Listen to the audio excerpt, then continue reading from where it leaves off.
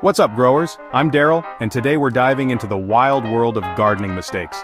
We've all stared at a sad, yellowing plant and wondered, what went wrong? Today, we're exposing the top 10 blunders that can turn your garden into a graveyard, and how to avoid them. No shame here. Every mistake is a lesson, and we're here to learn and laugh together. By the end, you'll know how to sidestep these pitfalls and grow a garden that wows the neighborhood. Let's dig in.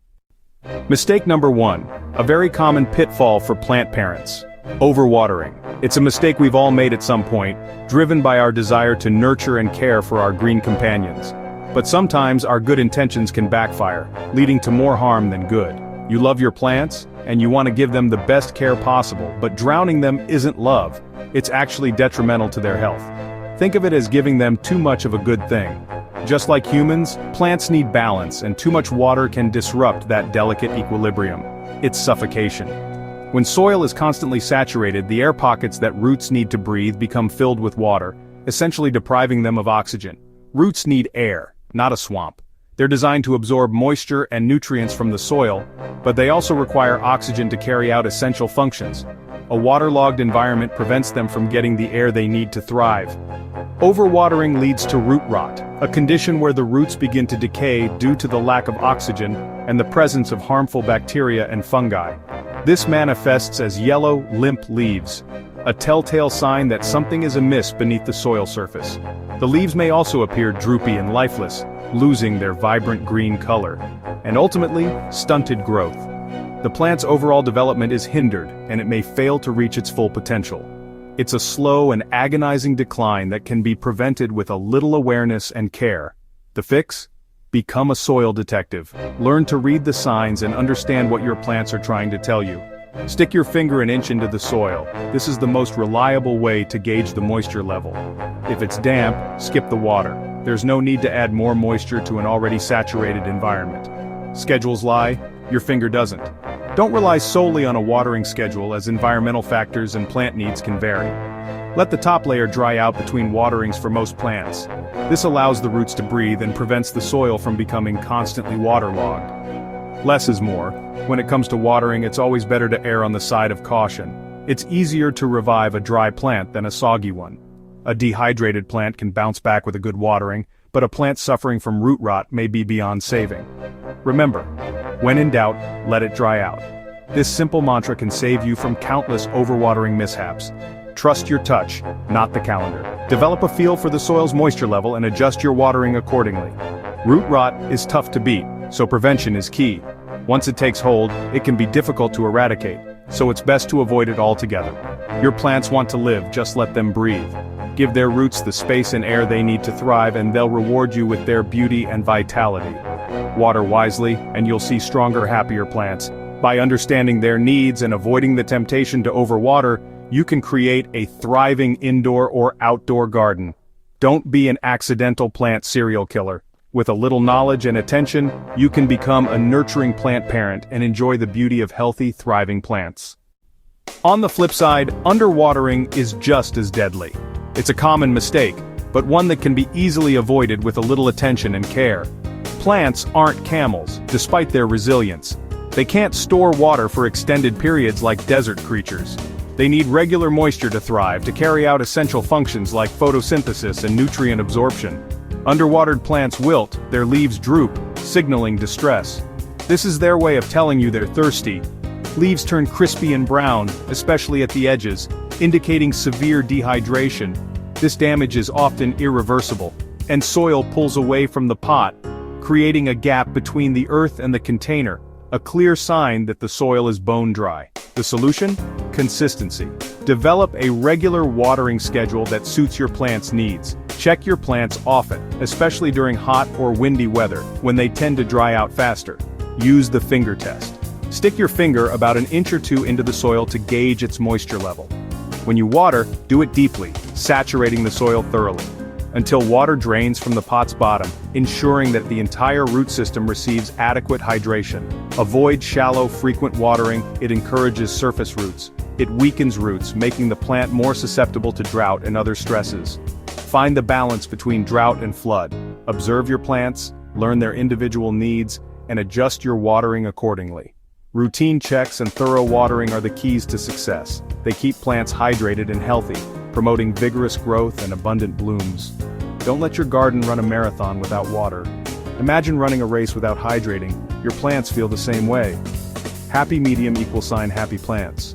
A well-hydrated plant is a thriving plant. Give them a good drink, a generous soaking that reaches deep into the soil. Then let them be, allowing the soil to dry slightly between waterings to prevent root rot. Consistency is your best friend. A regular watering routine will keep your plants happy and healthy. Location matters. Plants need the right real estate. Sun lovers like tomatoes need 6–8 hours of direct sun. Shade lovers like ferns will fry in the heat. Misjudging sunlight leads to leggy, unproductive plants or scorched leaves. Before planting, observe your garden's sun patterns throughout the day. Map out full sun, partial sun, and shade areas. Read the plant tag, it's your instruction manual. Match plant needs to your yard's light map. The right plant in the right place is half the battle. Don't force a beach plant into the tundra. Give each plant its Goldilocks zone. Smart placement =, thriving garden.